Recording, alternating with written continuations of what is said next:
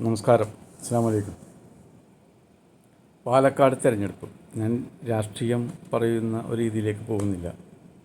പാലക്കാട് തിരഞ്ഞെടുപ്പ്, അതിൽ രാഹുൽ മാങ്കൂട്ടം ജയിക്കുമെന്ന് ഏകദേശമൊക്കെ ഒരു ഒരു ഒരു ഉറപ്പ് പറയുമെങ്കിലും അവിടെ വളരെ ശക്തമായ ഒരു തിരഞ്ഞെടുപ്പായിരുന്നു.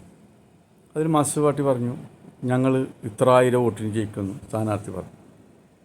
അവിടെ BJP-ക്കാർ പറഞ്ഞു ഞങ്ങൾ 73% ഹിന്ദുക്കളാണ്, അതുകൊണ്ട് ഞങ്ങൾ വൻ ഭൂരിപക്ഷത്തോടുകൂടി ജയിക്കും.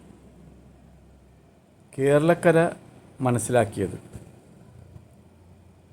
കേരളത്തിൽ, ഇന്ത്യയിലുണ്ട് നല്ല ഹിന്ദുക്കൾ, കേരളത്തിലെ ഹിന്ദുക്കൾ 73% പാലക്കാടുണ്ടെന്ന് പറഞ്ഞു. ആ പാലക്കാടുള്ള 73% കേരളത്തിലെ ഹിന്ദുക്കളും വെച്ച് കണക്ക് നോക്കുമ്പോൾ അവരുടെ മനസ്സൊന്നാണെന്ന് തെളിയിക്കുന്ന ഒരു തിരഞ്ഞെടുപ്പായിരുന്നു പാലക്കാട്. അങ്ങനെയാണെങ്കിൽ BJP ജയിക്കണ്ടേ?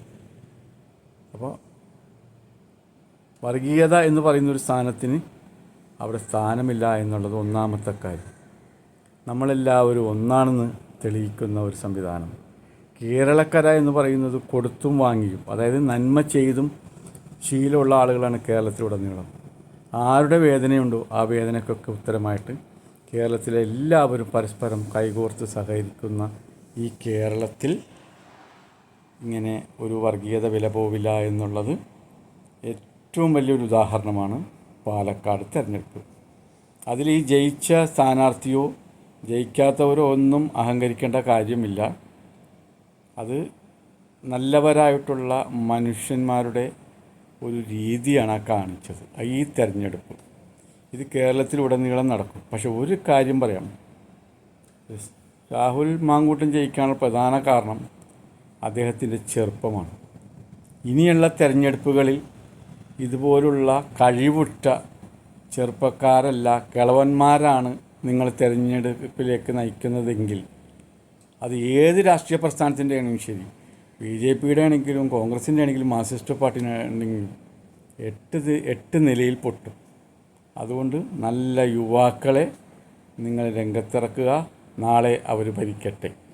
കിളവന്മാരൊക്കെ അതാത് മണ്ഡലങ്ങൾ നോക്കാനും മറ്റുള്ള പ്രശ്നങ്ങൾ തീർക്കാനും ഒക്കെ ആയിട്ട് അവരെ കഴിവുകൾ ഇത്രയും കാലം കൊണ്ട് നേടിയെടുത്ത അവരെ കഴിവുകൾ അവർ മണ്ഡലങ്ങളിലും ഡിവിഷനുകളിലുമൊക്കെ ചെലുത്തി നല്ലൊരു സംവിധാനത്തിലേക്ക് കൊണ്ടുവരാനാണ് ഇനി അവർ ശ്രമിക്കേണ്ടത്. ഒരിക്കലും ചെറുപ്പക്കാരെ ഒഴിവാക്കി പ്രായാധിക്യമുള്ള ആളുകൾ നിന്നാൽ ആരാണെങ്കിലും തോറ്റുപോകും.